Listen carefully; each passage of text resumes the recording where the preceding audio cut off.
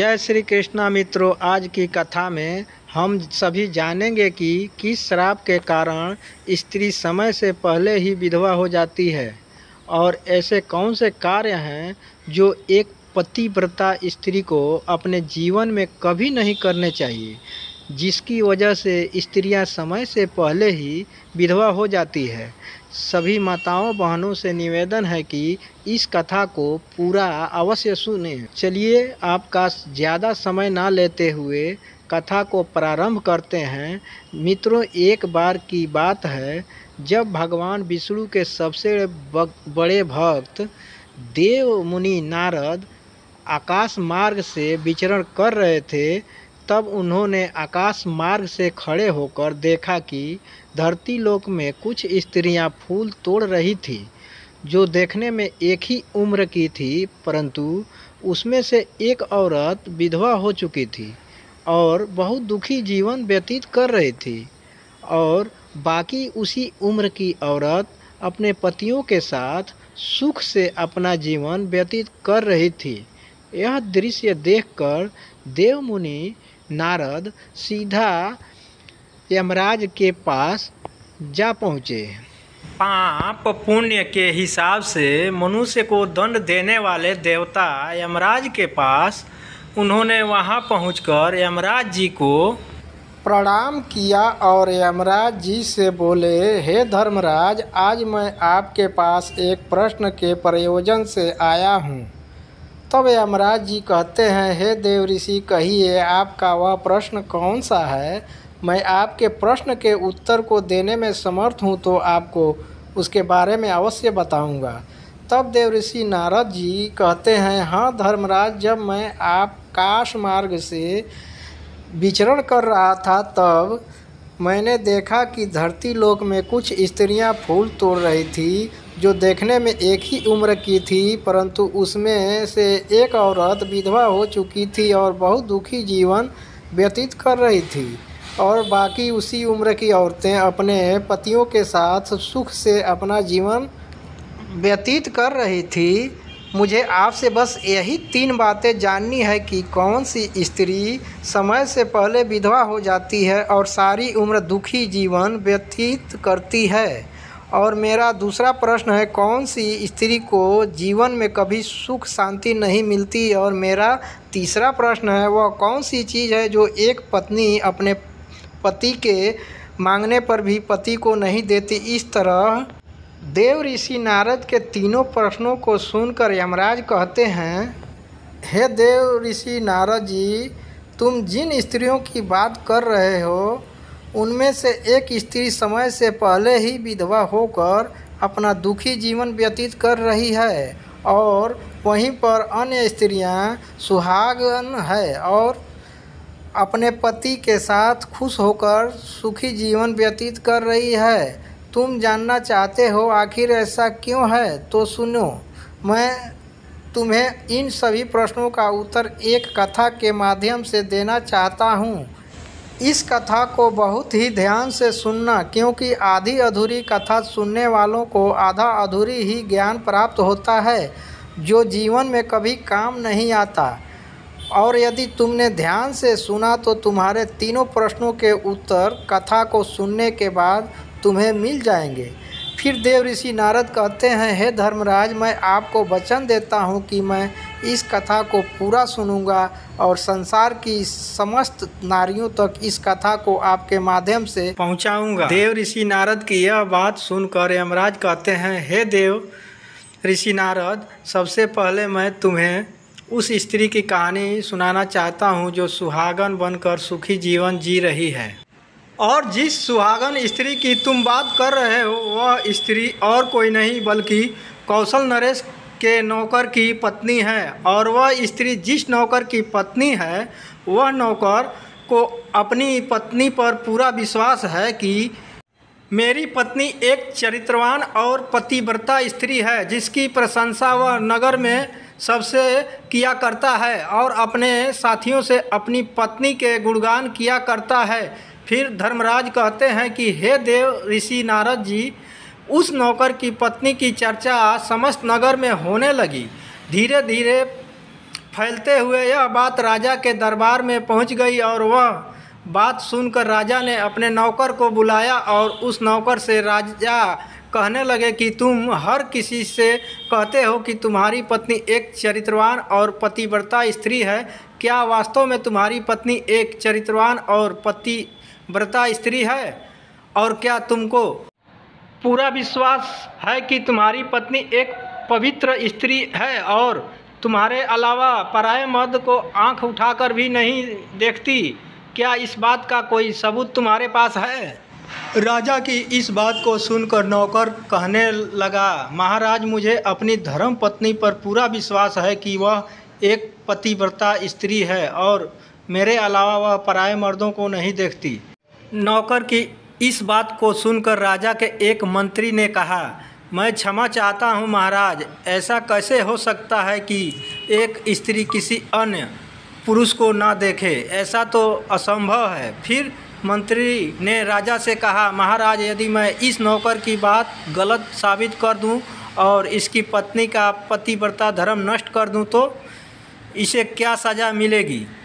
फिर नौकर ने कहा, महाराज, यदि महामंत्री जी मेरी पत्नी का पतिव्रता धर्म नष्ट कर देते हैं तो आप मुझे फांसी की सज़ा दे देना, और यदि महामंत्री जी मेरी पत्नी का पतिव्रता धर्म खंडित नहीं कर पाए तो इनको भी कुछ सज़ा मिलनी चाहिए। नौकर की यह बात सुनकर राजा ने कहा कि मंत्री को भी फांसी की सज़ा दी जाएगी। मंत्री ने यह बात स्वीकार कर ली और नौकर से पूछा कि मैं तुम्हारी पत्नी से क्या वस्तु लाऊं जिससे तुम मान ले कि मैंने तेरी पत्नी का पतिव्रता धर्म खंडित कर दिया? तो नौकर ने कहा, महामंत्री जी, आप मेरी पत्नी से मेरे विवाह के समय पर दहेज में मुझे पटका और एक कतार मिली थी और यह दोनों चीज़ें मेरी पत्नी ने बहुत ही संभाल कर रखी है, क्योंकि यह दोनों चीज़ें एक पतिव्रता स्त्री के लिए सुहाग की निशानी है। यदि तुम यह दोनों चीज़ें मेरी पत्नी से लाकर मुझे दिखा दोगे तो मैं मान जाऊंगा कि मेरी पत्नी का पतिव्रता धर्म महामंत्री जी आपने नष्ट कर दिया है। तब मंत्री ने नौकर की यह शर्त स्वीकार कर ली और वह मंत्री दरबार से निकलकर नगर में जाता है और एक जादू टोना करने वाली स्त्री से जाकर मिलता है। जो काम कोई नहीं कर पाता था वह काम वह जादू टोना करने वाली स्त्री कर देती थी। फिर मंत्री ने उस स्त्री को सारी बात बताई और कहा, तू कैसे भी करके उस नौकर की पत्नी से मेरा संबंध बनवा दे। इसके बदले तुझे जितना धन चाहिए मैं उतना धन देने को तैयार हूँ। इस तरह मंत्री की बात सुनकर वह स्त्री कहने लगी, मंत्री जी, आपको कहने में आसान लगता होगा किंतु ऐसा कुछ भी नहीं है। तुम जिस औरत के बारे में बात कर रहे हो वह औरत एक पतिव्रता नारी है। उसे ना ही किसी धन का लोभ है और ना ही किसी वस्तु का लालच है। तुम्हें क्या लगता है वह तुमको पटका और कतार देगी? फिर वह स्त्री कहती है, महामंत्री, वह तेरी ओर थूकेगी और नगरवासी तेरी खाल उतार लेंगे। यह बात सुनकर मंत्री डर गया और कहने लगा, यदि तुम मेरा उसे संबंध नहीं करवा सकती है तो एक काम कर दे, उसके घर जाकर उसका पटका और कतार चुरा कर मुझे दे दे और उसकी पत्नी के जांग के पास यदि कोई निशानी हो तो वह निशानी मुझे देकर बता दे। फिर मैं तुझे मुँह मांगा इनाम दूंगा। तुझे जितना धन चाहिए उतना धन मैं दूंगा, बस तू मेरा यह काम कर दे। मंत्री की यह बात सुनकर उस जादू टोना करने वाली स्त्री के मन में धन का लालच आ गया और उसने कहा, ठीक है, मैं तुम्हारा काम अवश्य करूंगी, लेकिन मुझे मुँह मांगा धन देना पड़ेगा। मंत्री ने कहा कि ठीक है, और फिर वह स्त्री नौकर के घर में वेशभूषा बदलकर जाती है और नौकर की पत्नी से जाकर कहती है, बेटी, मैं तेरे पति की बुआ हूँ, मैं कई सालों के बाद आई हूँ। फिर उस नौकर की पत्नी ने कहा, आप इतने सालों बाद आई है, इसलिए मैंने आपको पहले कभी देखा नहीं, इसलिए मैं आपको पहचान नहीं पाई। और इस प्रकार वह स्त्री उस नौकर के घर में बुआ बनकर रहने लगी। नौकर की पत्नी ने उस स्त्री को बुआ समझकर बहुत आदर सम्मान दिया, मगर उसे यह नहीं पता था कि इस जादू टोना करने वाली स्त्री को मंत्री ने उसके साथ छल करने के लिए और उसका पति धर्म नष्ट करने के लिए भेजा है। अब वह स्त्री नौकर के घर में मज़े से रहने लगी और नौकर की पत्नी के ऊपर झूठा प्यार लुटाने लगी। एक दिन नौकर की पत्नी स्नान करने के लिए स्नान गृह में गई। फिर उसके थोड़ी देर बाद ही वह स्त्री भी नौकर की पत्नी के पास जाकर उसकी कमर रगड़ने लगी।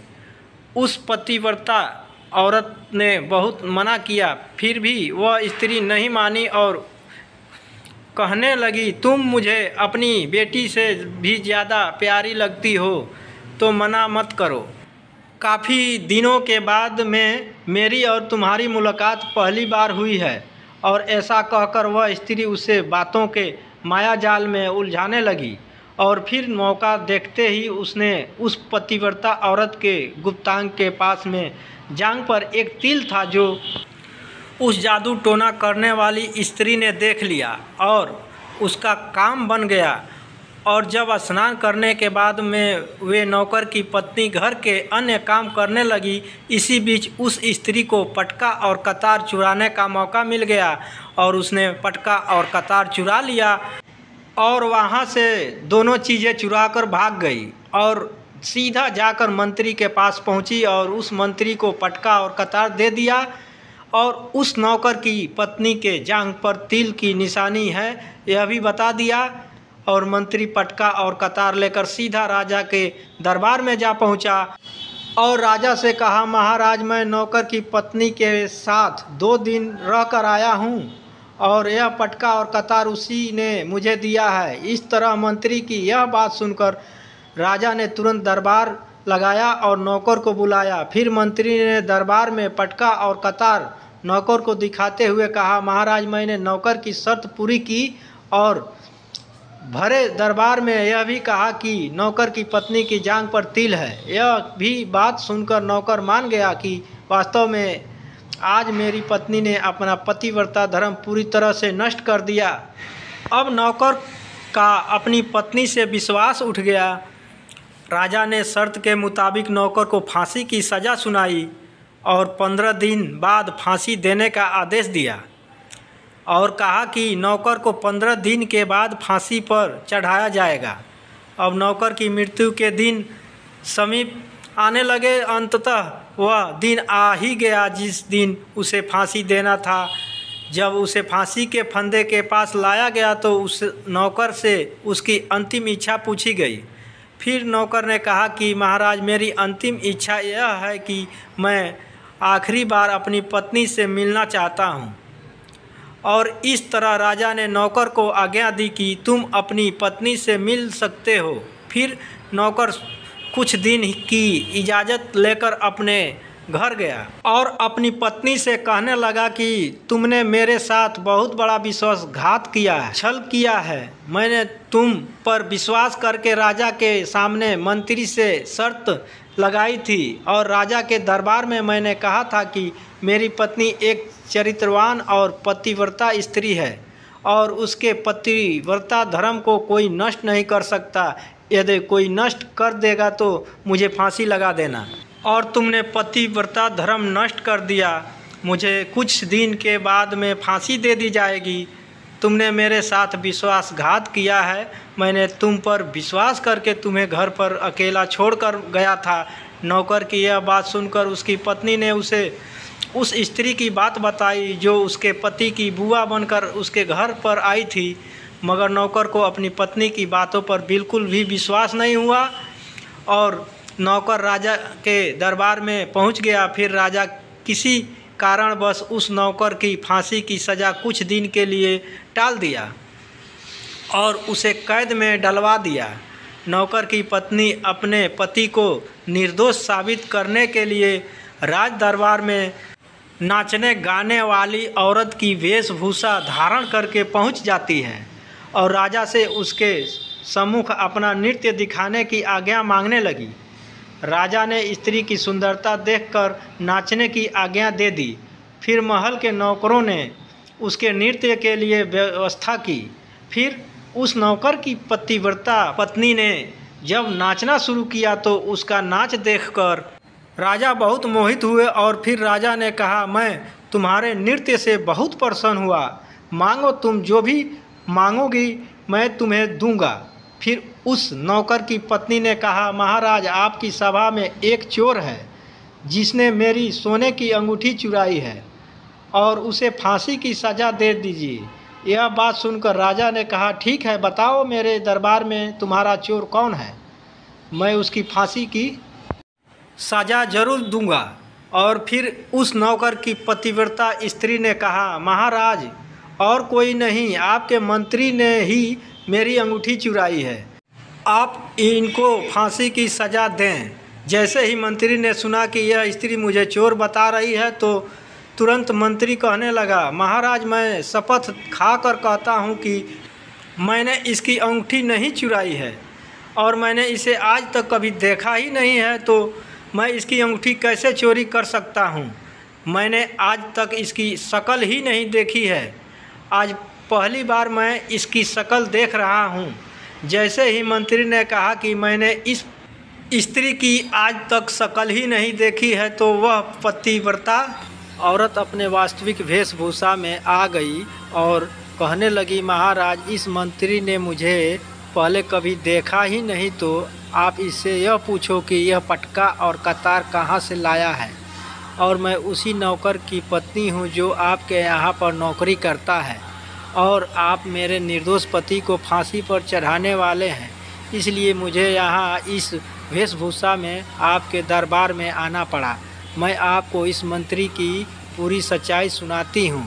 यह जो आपका मंत्री है, इसने मेरे पास में एक जादू टोना करने वाली स्त्री को मेरे पति की बुआ बनाकर भेजा था और उसको धोखे से मेरी जांघ के तिल का पता लगाया और उसी स्त्री ने यह पटका और कतार चुरा कर उसको दे दिया और आपके मंत्री ने इसके बदले उसको बहुत सारा धन दिया है और मेरे साथ यही छल हुआ है महाराज, और मैं आज भी पतिव्रता हूँ। स्त्री की इस बात को सुनकर राजा ने उस स्त्री को बुलाया। फिर उस स्त्री ने राजा के डर से मंत्री की सारी सच्चाई राजा को बता दी। इससे राजा ने उस नौकर को अपनी कैद से रिहा कर दिया और उसकी जगह मंत्री को फांसी पर चढ़ा दिया। और कथा को आगे बताते हुए यमराज कहते हैं, हे देवर्षि नारद, इस प्रकार उस नौकर की पतिव्रता स्त्री ने अंत में राजा से कहा, महाराज, मैं अपने पति से बहुत प्रेम करती हूँ। मैं एक चरित्रवान स्त्री हूँ और मैं कभी भी अपने मुंह से अपने पति का नाम तक नहीं लेती हूँ। इस प्रकार यमराज कहते हैं, हे देवर्षि नारद, कथा पूरी हो गई। अब तुम अपने तीनों प्रश्नों के उत्तर सुनो। तुम्हारा पहला प्रश्न था, कौन सी स्त्री समय से पहले विधवा हो जाती है। जो स्त्रियां अपने मुंह से अपने पति का नाम लेती है और उसको हमेशा नाम से ही बुलाती है, वे स्त्रियां समय से पहले ही विधवा हो जाती है और बिना पति के दुखी जीवन व्यतीत करती है। क्योंकि यदि कोई स्त्री अपने पति का नाम मुंह से लेती है तो पति की उम्र कम हो जाती है और समय से पहले ही उस स्त्री के पति की मृत्यु हो जाती है और स्त्री समय से पहले विधवा होकर एक दुखी जीवन जीती है। बस यही कारण है कि तुम जिन स्त्रियों की बातें कर रहे हो उसमें से एक विधवा स्त्री इसी कारण से हुई है। उनमें से एक नौकर की पत्नी थी जो पतिव्रता स्त्री थी। यह स्त्री कभी भी अपने पति का नाम मुंह से नहीं लेती थी, जिसके कारण वह आज भी सुहागन है और सुखी जीवन व्यतीत कर रही।